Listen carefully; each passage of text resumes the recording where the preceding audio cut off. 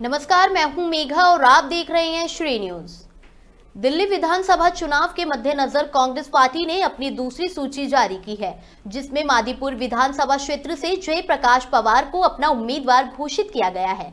Shri news के संवाददाता दीपक झा ने जयप्रकाश पवार से विशेष बातचीत की।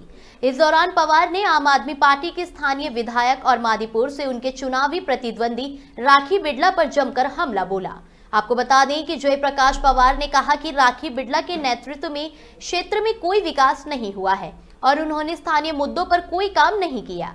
साथ ही पवार ने दिल्ली के पूर्व मुख्यमंत्री अरविंद केजरीवाल पर भी कई गंभीर आरोप लगाए, जिनमें उनकी नीति और प्रशासनिक विफलताओं का उल्लेख किया।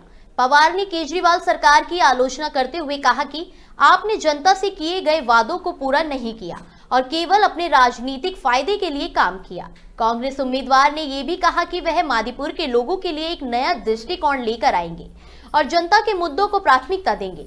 आइए देखते हैं क्या कुछ कहा कांग्रेस उम्मीदवार जयप्रकाश पवार ने। हम मादीपुर विधानसभा में मौजूद हैं। आपको बता दें कि हमारे साथ कांग्रेस के प्रत्याशी जेपी पवार जी, हम उनसे जानते हैं जो कांग्रेस का बात करें, इनके ऊपर विश्वास आया है, तो इन लोग इनसे ही हम जानते हैं जो बात करें इनके जनता के बीच में कितना रहते हैं और जनता के लिए क्या सोचते हैं। सर, पहले हमारे चैनल में आपको बहुत बहुत स्वागत है। नमस्कार, धन्यवाद आपका। बात करें आपको मादीपुर विधानसभा से आपको कांग्रेस ने विश्वास जताया और आपको टिकट मिला है, तो उसके लिए क्या लगता है आपको, कितना जनता में आपका नाम है और कितना जनता के लिए आप क्या करते हैं? हम कांग्रेस का एक ही काम है, सेवा करना। सेवा की है, दिल्ली बनाई कांग्रेस ने, तो हम कांग्रेस के सिपाही हैं। तो लगे हुए हैं, जैसे आज भी सीवरों की बहुत ज़्यादा दिक्कत यहाँ पर है, तो मेन तो हमने अपने 50 कर्मचारी सेवा में लगा रखे हैं पिछले 6 महीने से। वो सेवा कर रहे हैं, सीवर की जहाँ भी समस्या होती है वो सीवर ठीक कराते हैं। एक बड़ा टैंकर हमने सेक्शन मशीन आती है, वो मशीन किराए पे ली हुई है और उस समस्या को अभी भी मादीपुर गांव WZ 257 से लेके मैं खुद खड़ा होकर वहाँ पर सफाई करा के आया हूँ। तो बात करें दिल्ली विधानसभा चुनाव की, तो पिछले 10 साल से कांग्रेस तो कहीं नहीं दिख रही, एक भी सीट पे नहीं है, तो क्या लगता है इस बार 2025 चुनाव में क्या होने वाला? कांग्रेस सरकार बनाएगी दिल्ली के अंदर ना, क्योंकि अब दिल्ली के लोग पहचान चुके हैं अरविंद केजरीवाल जी की चाल को, अरविंद केजरीवाल जी को उसकी जो स्कीमें थी सारी फ्रॉड है और दिल्ली उसने बर्बाद कर दी। जो सुंदर दिल्ली बनाई थी हमारी स्वर्गीय शीला दीक्षित मुख्यमंत्री ने, जिसकी चर्चा पूरे हिंदुस्तान में विदेश में हुआ करती थी, और आज वो सबसे ज़्यादा बुरे समय से बीत रही है।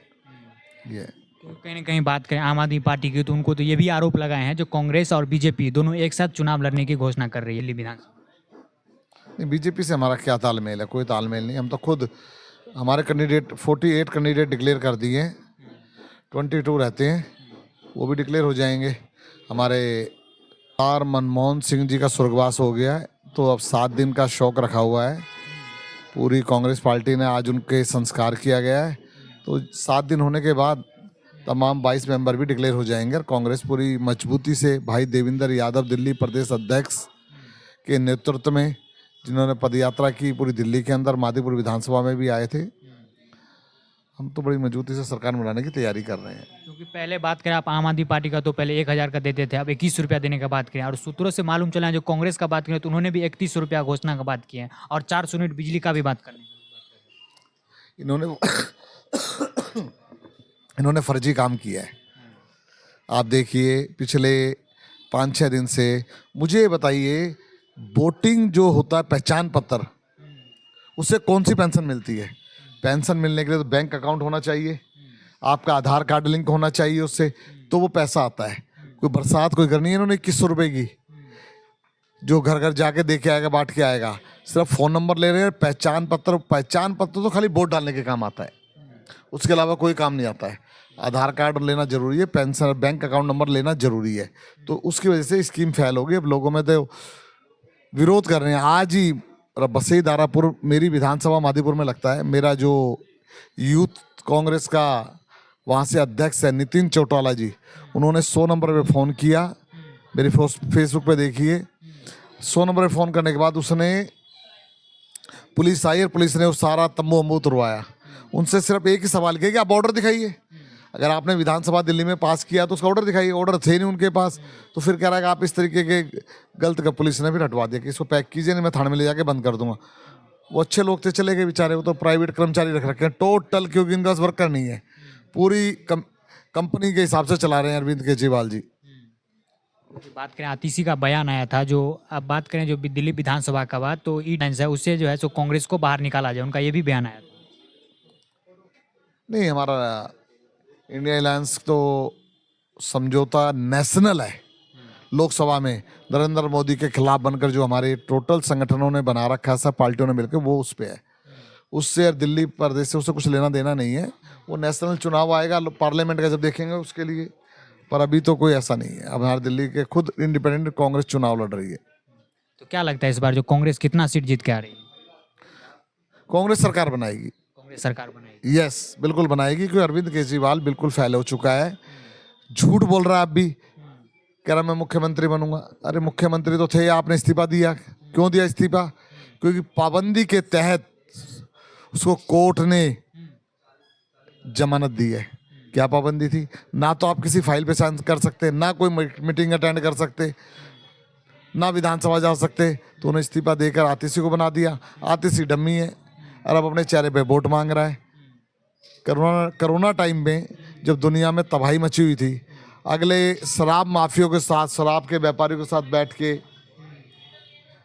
स्कीम बना रहे थे कि दिल्ली वालों को लूटा कैसे जाए, शराब माफिया को फायदा कैसा हो, उस स्कीम में लगे हुए थे अरविंद केजरीवाल जी। और उन व्यापारियों को फायदा पहुंचाने के लिए उनके साथ बैठ के स्कीम बनाई। अपनी बनाई हुई पॉलिसी के तहत हमारे दिल्ली प्रदेश अध्यक्ष थे चौधरी अनिल कुमार जी ने इसकी सीबीआई में कंप्लेंट दी, एलजी को कंप्लेंट दी, उसकी इंक्वायरी हुई। और मैं धन्यवाद करना चाहता हूँ दिल्ली के संविधान का, उसके अनुसार तो उसमें कमियां पाई गई, तो अरविंद केजरीवाल जी 157 दिन जेल में रह के आए उसी वजह से, क्योंकि एक बोतल के साथ एक बोतल फ्री। और हम लोग कोरोना के टाइम में लोगों की मदद कर रहे थे, भंडारा बांट रहे थे, एक एम्बुलेंस डाल रखी है मैंने, लोगों को सब याद, जो कोरोना के पेशेंट थे ना, उन लोगों की भी मैं डेड बॉडी खुद ले जाके पंजाब बाग शमशान घाट में, पश्चिमपुरी शमशान घाट में खुद अपने हाथों से मैंने बहुत संस्कार किए कोरोना में। उसी का आशीर्वाद है जो मुझे सेवा में इतनी शक्ति और ताकत मिलती है, सब उसी की देन है। तो हम तो लगे रहते हैं सेवा में। क्या लगता है कांग्रेस की ओर से जो आया है जो 31 रुपया और 400 यूनिट बिजली, तो ये कहीं ना कहीं झूठा वादा है या वास्तव में ये वादा दिया गया है? नहीं, जो कुछ हम वादा करेंगे मैनिफेस्टो बनेगा अभी, तब पता चलेगा आपको। हम कोई वादा कच्चा नहीं करेंगे, जो कहेंगे वो करेंगे। हम कभी इस तरीके की बात कभी ना किए पहले और ना करेंगे। अब हमारा आचार संहिता लग जाए, फिर जो आदरणीय देवेंद्र यादव जी और हमारे जो कमेटी है दिल्ली प्रदेश कांग्रेस कमेटी, वो मैनिफेस्टो बनाएंगे और मैनिफेस्टो को जो आएगा और बढ़िया देंगे, क्योंकि जो भी स्कीमें हैं वो सरकार देती है। केजरीवाल नहीं देता, ना जेपी पवार देता है, सरकार दे रही है। जो फ्री बस सेवा चल रही है वो सरकार दे रही है, वो चलती रहेगी। और जो अच्छी चीज़ें होंगी उसमें ऐड की जाएंगी। हमारी मादीपुर जय कॉलोनी जो बसाई प्रसाद नगर से उठाने के बाद, इंदिरा गांधी जी ने, हमारे नेता दिल्ली के हिंदुस्तान के सज्जन कुमार जी ने ये कॉलोनी 1968 में बसाई थी। उसमें बीजेपी कांग्रेस ने सबको दी थी, सरकार दे रही थी। वो तो सरकार की योजना थी। आज 25 गज के मकान 2-2, 4-4 करोड़ रुपए के हैं, कांग्रेस कमेटी ने दिए हुए हैं। देख लो, इंदिरा गांधी जी ने दिए हुए हैं। तो आप देख लीजिए आप कितना अच्छा वो हो रखा है। तो वो सरकार की जो योजना होगी वो मिलेगी लोगों को। ये केजरीवाल नहीं दे रहा है, अपनी जेब से नहीं दे रहा केजरीवाल, वो योजनाएं सारी मिलेंगी। और इससे बढ़िया योजना मैनिफेस्टो में आने जा रही है। आप क्या लगता है जब आप जीत के आइएगा तो मादीपुर विधानसभा के लिए आप क्या क्या करिएगा? सबसे पहला काम तो लाइब्रेरी बनाऊंगा मैं, फिर उसके बाद सीवर लाइन डलवानी है, पीने के लिए मीठा पानी, ये बहुत ज़रूरत है, सबसे पहले ज़रूरत है इस चीज़ की। क्योंकि दिल्ली विधानसभा का बात करें तो लोग पानी से, सीवर से, तमाम चीज़ से लोग परेशान है। लेकिन बात वही करते हैं आम आदमी पार्टी की, तो जो फ्री का रेवड़ी बांट रहे हैं, तो कहीं ना कहीं उसमें इस बार जनता आने वाली है या नहीं? नहीं आएगी, जनता समझ चुकी है। मैं रोज़ लोगों से मिल रहा हूँ। लोग रग्बी नगर में था, कल मैं सीवर साफ करवा रहा था वहाँ पे, तो वहाँ की कह रही हमें नहीं चाहिए फ्री में। वो तो जा भी नहीं रहे। आप जैसे पत्रकार भाई तो पूछ रहे जी केजरीवाल 2100 रुपये दे रहा है, कह रही हमने नहीं लेने, ना हमने जाना है। बिल्कुल नकार दिया लोगों ने। लोग इसे समझ गए ना जिस तरीके से भर रहे हैं। तो लोग तो अब तो जागरूक है, सोशल मीडिया का ज़माना है, सबके बच्चे पढ़े लिखे हैं। जो बेचारी हमारी गरीब महिलाएं बहनें हैं जो शिक्षित नहीं हैं, वो कहीं गुमराह होकर लाइनों में 2-2 5-5 घंटे लग रही हैं और उन्हीं के साथ धोखा हो रहा है। उनको फ़ोन आता है 5 घंटे बाद, हाँ जी बहन जी आपने ये भरा है पेंशन का फार्म, वो कहती है हाँ जी भरा है। वो खुश हो जाती है, फ़ोन आ गया है, कह रहा एक OTP आएगा वो बताना जी। वो OTP बताती है, सीमापुरी में हमारे यहाँ की एक महिला है, सीमापुरी से, उससे 10,000 रुपये निकले अकाउंट से, एक के 7,500 रुपये निकल गए पटेल नगर से।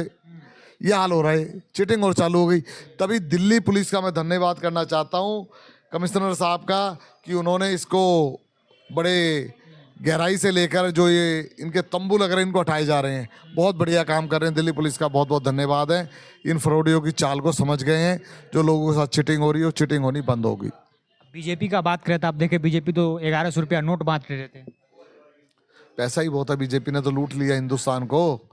परवेश वर्मा जी का पूरे हिंदुस्तान के हर चैनल ने दिखाया, उनके अपने वर्कर, जो नई दिल्ली है ना वो बहुत सरकारी फ्लैट बहुत हैं और उन सरकारी फ्लैटों के पीछे छोटी छोटी सी बस्तियाँ हैं, छोटी छोटी बस्तियाँ वहाँ पे, वहाँ हमारे कहीं 200 घर हैं, कहीं 500 घर हैं, कहीं 250 घर हैं, झुग्गियाँ डली हुई हैं। वहाँ इनके कार्यकर्ता गए हैं जी, हम वहाँ से आए, परवेश वर्मा जी ने भेजे, अपना कार्ड दिया और उस पर फोटो लगी हुई है, इस कार्ड को लेके जाइए 20 नंबर कोठी के अंदर और आपको 1100 रुपये गई हैं तो 1100 रुपये मिल गए। उनको कह दिया कि अगली बार फिर आना, वोट डाल के फिर 1100 रुपये ले जाना। पैसा उनके पास, तो विकास को ही करना है। एक पार्टी तो ये भारतीय जनता पार्टी है, वो धर्म की राजनीति कर रही है। एक पार्टी है जो दिल्ली सरकार है, वो फ्री बांट के राजनीति कर रही है। और एक कांग्रेस पार्टी है जो विकास की राजनीति कर रही है और विकास की करती रहेगी। तो क्या लगता है इस बार हाथ करेगी जाए मादीपुर विधानसभा के विकास?